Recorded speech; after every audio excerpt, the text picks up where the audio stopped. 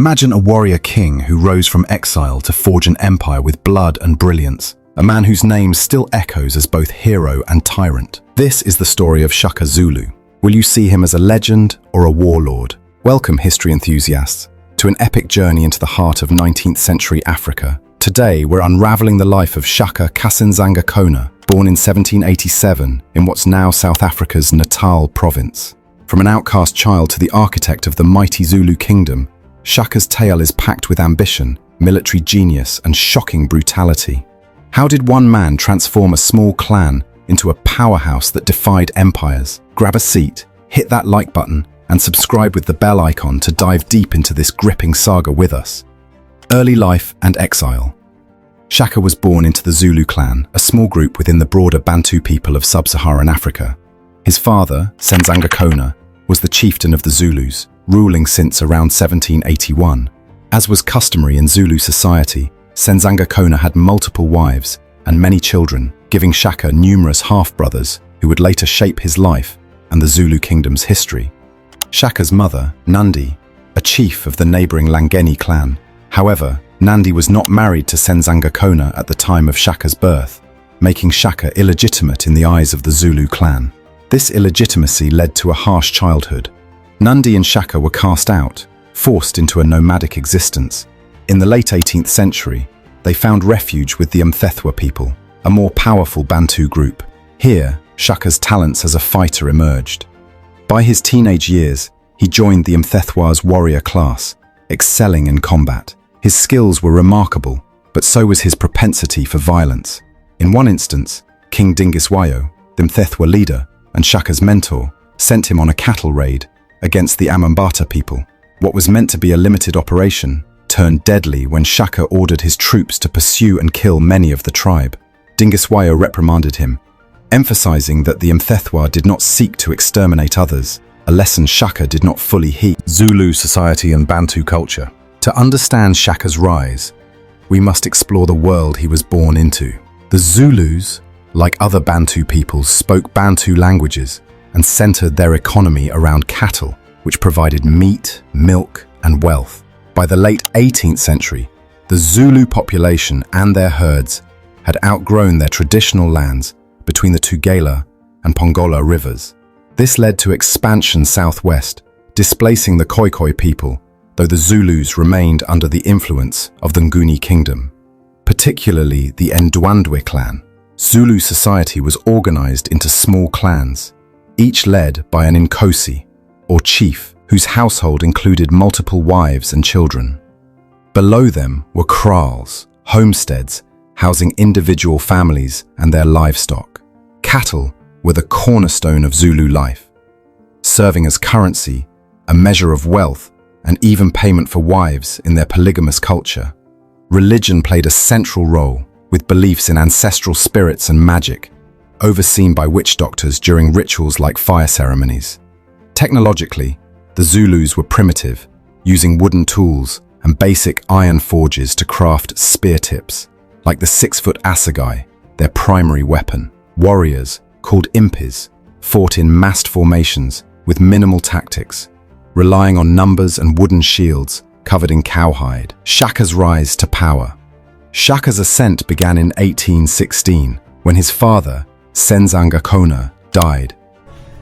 At the showdown with the spiritual leaders and the witch doctor, The chieftain had named another son, Siguyana, as successor, but Shaka, now in his late 20s, had other plans.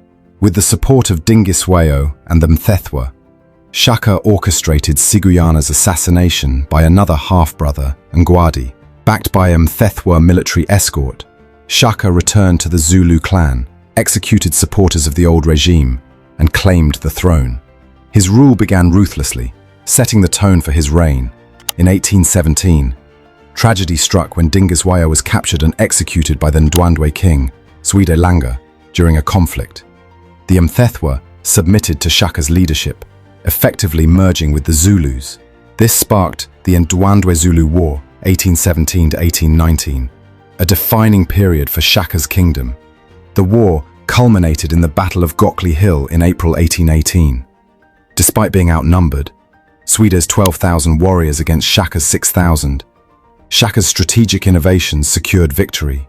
He used guerrilla tactics to harass the Ndwandwe, devastated the countryside to deny them resources, and positioned his army on high ground.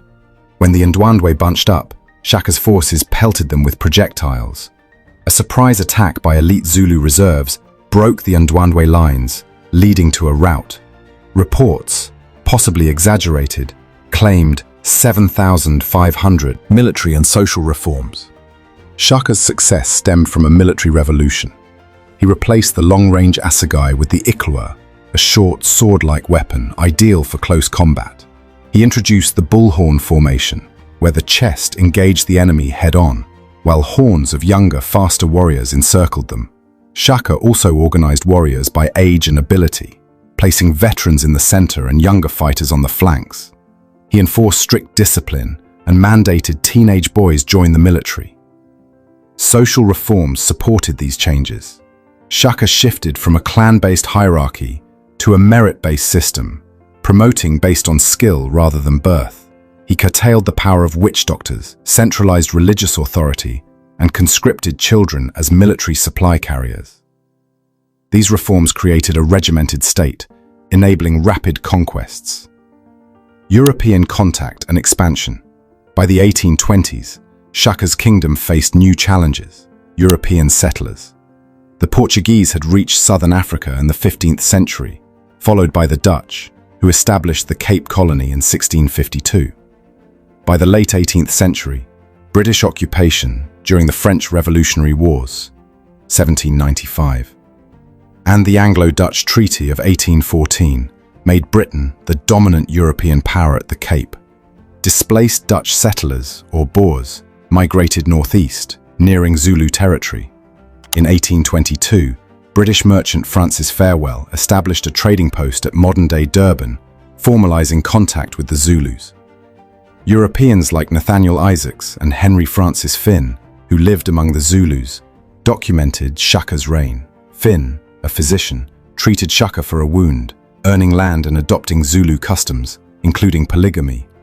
Isaac's 1836 book, Travels and Adventures in Eastern Africa, remains a key source. Shaka's reign and downfall. Shaka's kingdom grew through war and diplomacy, incorporating tribes like the Mkhize, Sithole, and Thuli peacefully. However, his wars, particularly the Ndwandwe conflict, caused immense loss of life, contributing to the Mfecane, a period of disruption costing 1 to 2 million lives. Shaka's armies often razed villages, killed indiscriminately, and conscripted survivors, earning him a reputation as a brutal ruler. By the mid-1820s, setbacks emerged. In 1824, a cattle raid against the Mpondo failed, dubbed the Melon Campaign, due to retreating Zulus surviving on watermelons. Political assassinations led Shaka to launch a genocidal campaign against the Kwabe tribe, horrifying even his mother, Nandi. In 1827, Nandi's death plunged Shaka into grief, sparking erratic behavior. He ordered excessive mourning, halted farming, and caused a famine. This tyranny fueled dissent. On September 22, 1828, Shaka's half-brothers, Dingane and Malangana, and Aunt Makabayi, assassinated him at Legacy and the Zulu kingdom's fate. Dingane's reign faced Boer incursions. In 1839, Boer leader Andries Pretorius defeated Dingane, who fled. Mpande, another half-brother, became king in 1840, allying with the British to maintain independence until 1872. Under Cetshwayo Mpande's son, the Anglo-Zulu War, 1879, ended Zulu autonomy.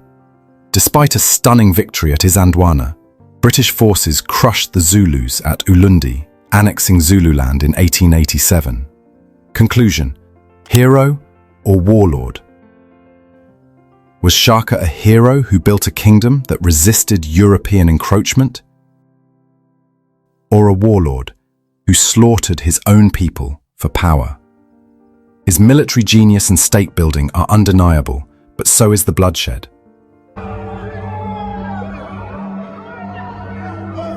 The Zulu kingdom's defiance at Isandwana cements Shaka's legacy, yet his brutality cannot be ignored. What do you think? Share your thoughts in the comments, and thanks for watching. Subscribe for more historical stories.